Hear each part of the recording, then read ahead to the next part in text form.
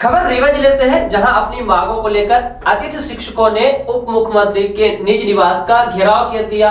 इस दौरान उप मुख्यमंत्री राजेंद्र शुक्ल ने उन्हें आश्वासन दिया कि वह मंत्रिपरिषद की बैठक में उनकी मांगों को रखेंगे। दरअसल अतिथि शिक्षकों की मांग है कि पात्रता परीक्षा उत्तीर्ण करने वाले शिक्षकों को स्थायी किया जाए और जिन अतिथि शिक्षकों को 2024-25 के लिए बाहर कर दिया गया है उस पर रोक लगाई जाए। आइए दिखाते हैं उप मुख्यमंत्री का घेराव और सुनते हैं अतिरिक्त शिक्षकों ने अपनी मांग को लेकर क्या कहा है। बताया गया था जाएगा अनुबंध है और ये सारी चीजों की प्रक्रिया पर ये शिक्षक ये भी है थोड़ा समझ दे थोड़ा सब एक है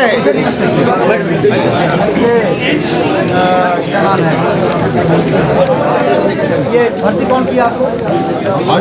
मध्य प्रदेश शासन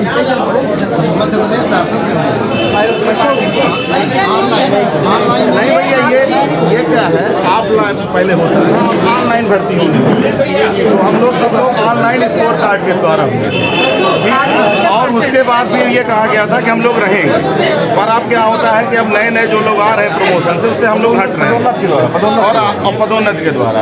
और दूसरा क्या है कि गुरु जी की तरह परीक्षा ये अतिथि शिक्षक के पद पर पदोन्नत कौन होता है? वो जो रेगुलर होते हैं, जब वो रेगुलर आ रहे हैं तो सब लोग बाहर हो रहे हैं। तो क्या पदोन्नत होते वो अतिथि शिक्षक बनते हैं क्या? नहीं, अतिथि शिक्षक की भर्ती जो हुई थी ये 2006 से हुई थी। किन पदों के विरुद्ध?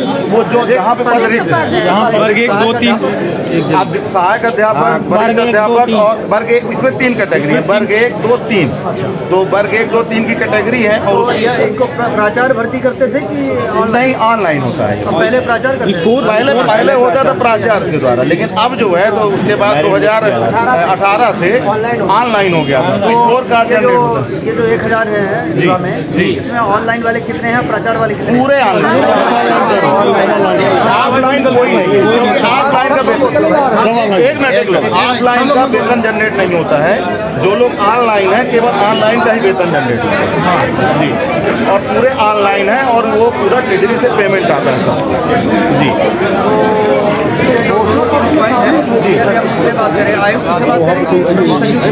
आप प्रमुख सचिव जी से बात करें तो ज़्यादा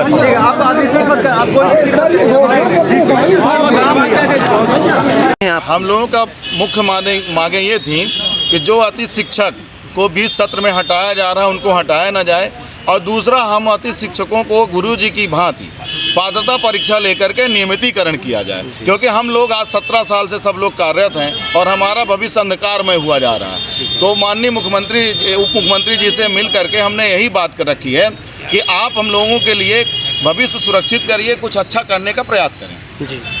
और दूसरी मांग इसके अलावा और कोई मांग? इसके अलावा कोई मांग नहीं। हम लोगों की केवल एक मांग है कि आप पात्रता परीक्षा लेके, विभागीय परीक्षा लेकर के और हमको नियमित करने का प्रावधान करिए, बस। इसके अलावा कोई अतिरिक्त मांग नहीं। आपका और माननीय मुख्यमंत्री उप मुख्यमंत्री महोदय जी ने आश्वासन भी दिया है कि इसके लिए वो कैबिनेट की बैठक में बात रखेंगे और जो भी निर्णय होगा 1-2 दिन बाद उन्होंने फिर से मिलने के लिए समय दिया है कि आप 1-2 दिन बाद मिल करके फिर आप अपनी बात रखिए। आप अपना नाम और पद बताइए। मेरा नाम श्रीकांत तिवारी है, मैं मार्तंड 1 में अतिथि शिक्षक हूँ, वर्ग 1 जी। मैम आपका नाम? मेरा नाम जयरानी नाम है। आप यहाँ पे किस पर्पज से एकत्रित हुई हैं, बताइए, आप रखिए अपनी बात। सर हम लोग तो अभी इतने उसमें काम कर रहे हैं और जो महापंचायत के तहत अभी हम लोगों को जो अनुबंध करने का जो काम दिया गया था उसमें ये हुआ था कि कोई भी अतिथि शिक्षक जो अभी कार्यरत है उसको अनुबंध के तहत वो रहेगा, उसको चलते सत्र में नहीं निकाला जाएगा, जो उसको बहुत बड़ी समस्या थी।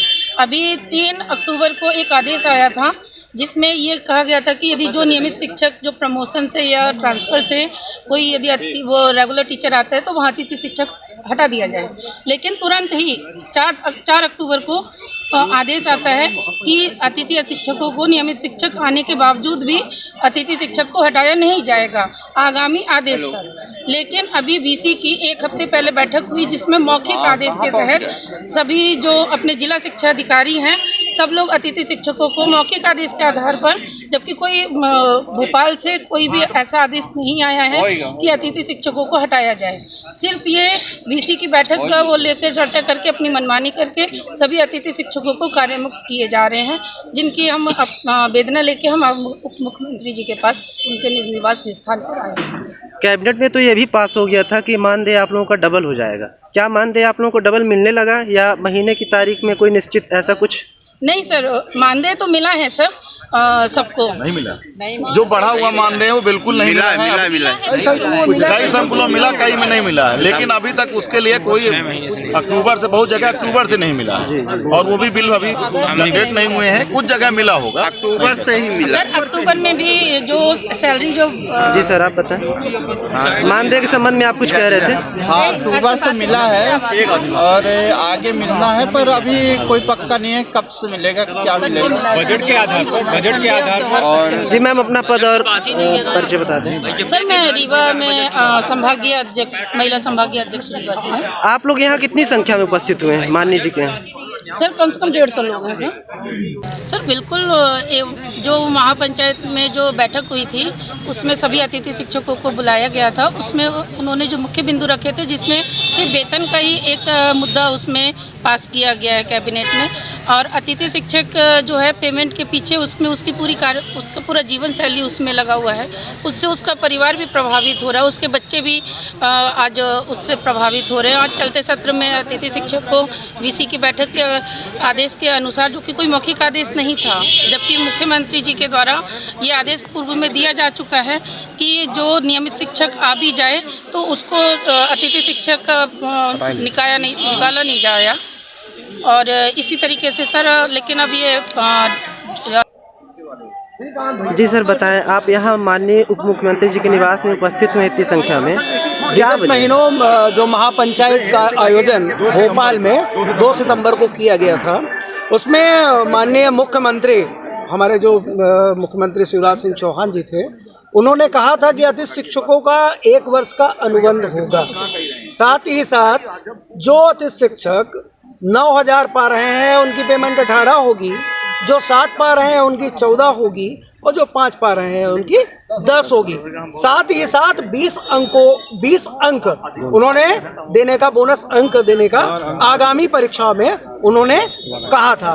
किंतु अभी केवल अपने को केवल वेतन का ही लाभ मिल पा रहा है, वो भी कुछ ही संकुलों में जहां जिनका बजट आ गया है। शेष अभी हमारे बहुत से भाई बहने हैं जिनका सितंबर माह से पेमेंट नहीं मिला है। साथ ही साथ मैं एक चीज़ आपको और बता दूं कि अन्य संकुलों में, मैं अपने संकुल की बात नहीं करता, अन्य संकुलों में सरकारी छुट्टियों का भी पैसा काटा जा रहा है, जैसे दीपावली, दशहरा इत्यादि। तो ये नहीं होना चाहिए, क्योंकि कहीं दिवाली और कहीं पर होली नहीं होती है ना, ऐसा होना चाहिए मेरे हिसाब से।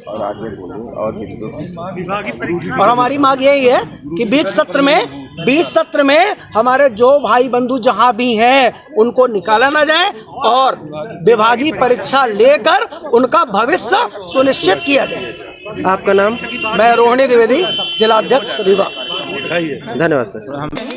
मैं प्रकाश नारायण पांडे, रहट संकुल चौरा चौरिहान में अंग्रेजी विषय में अतिथि शिक्षक वर्ग 2 में कार्यरत हूँ, और आज मैं करीब 10 सालों से अतिथि शिक्षक वर्ग 2 में कार्यरत हूँ। और शिक्षा देश की नींव होती है, और इस पद पर रहते हुए हमें ऐसा महसूस हो रहा है कि शासन और यहाँ के जो अधिकारी हैं उनके साथ खिलवाड़ कर रहे हैं। अभी जहाँ हम जिस विद्यालय में हैं, अंग्रेजी और संस्कृत की कोई टीचर नहीं है, लेकिन अभी हमको जो है तो बीच सत्र से कहा जा रहा है कि आप विद्यालय ना, ये यहाँ 3 से ज़्यादा टीचर नहीं रखे जाएंगे, क्योंकि यहाँ नियमित शिक्षक पहुँच गए हैं। तो ये जो शिक्षा होती है ये देश की नींव होती है, और इसके साथ खिलवाड़ करना कहा गया है कि विद्वत्तम चाणप्रत्यम नैव तुल्य कदाचन, स्वदेशे पूजते राजा विद्वान सर्वत्र पूजते। तो शिक्षा के प्रति खिलवाड़ न की जाए। अति शिक्षक सब जो है है तो उनकी रोजी रोटी जुड़ी हुई है, उनका परिवार चल रहा है। अब बीच सत्र में उनको निकाला जाना ये कहाँ का हुआ? अंधेर नगरी चौपट राजा, टके शेर भाजी तो टके शेर खाजा। ये बताइए कहाँ का न्याय है? तो मैं चाहता हूँ प्रशासन से कि किसी भी अति शिक्षक को जो कार्यरत है उनको निकाला ना जाए, और अगर उनको जगह नहीं है तो दूसरी जगह अन्यंत्र जो है तो पदस्थ किया जाए।